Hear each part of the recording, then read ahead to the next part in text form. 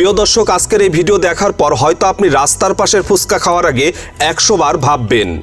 যে ফুচকাকে আপনি মনে করেন মজাদার আর মুখরোচক খাবার, সেই ফুচকা কিভাবে তৈরি হচ্ছে আপনি কি জানেন?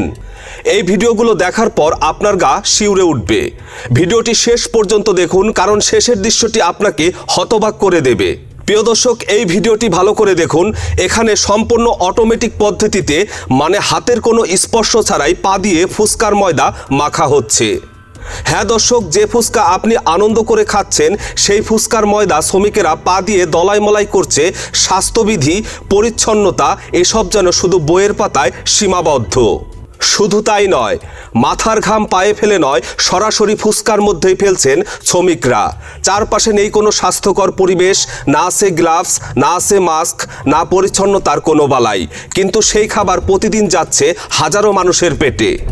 আপনি হয়তো ভাববেন ফুচকা ভাজা হয় একদম টাটকা তেলে, কিন্তু এই ভিডিওটি দেখুন, এটা কোনো সাধারণ তেল নয়, এটা এমন পোড়া তেল যাকে বিষ বললেও ভুল হবে না।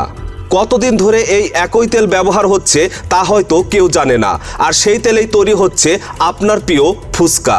রাস্তার পাশে দাঁড়িয়ে অনেকেই বলেন, মামা আপনার ফুচকার স্বাদ কিন্তু অসাধারণ। কিন্তু সেই স্বাদের গোপন রহস্য কি আপনি জানেন? ভিডিওটি ভালো করে দেখুন। যে হাত দিয়ে বিক্রেতা নিজের শরীর চুলকাচ্ছে, সেই হাত না ধুয়েই আবার ফুচকা তৈরি করছেন। মনে হচ্ছে যেন কিছুতেই স্বাদ কমে না যায়, তাই বাড়তি মশলা যোগ করা হচ্ছে। প্রিয় দর্শক, ভাবছেন এখানেই শেষ?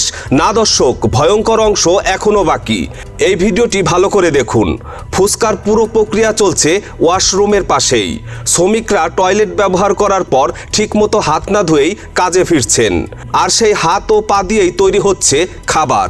প্রিয় দর্শক, এভাবেই ছড়িয়ে পড়তে পারে ভয়ঙ্কর জীবাণু, যা ডেকে আনতে পারে মারাত্মক রোগ।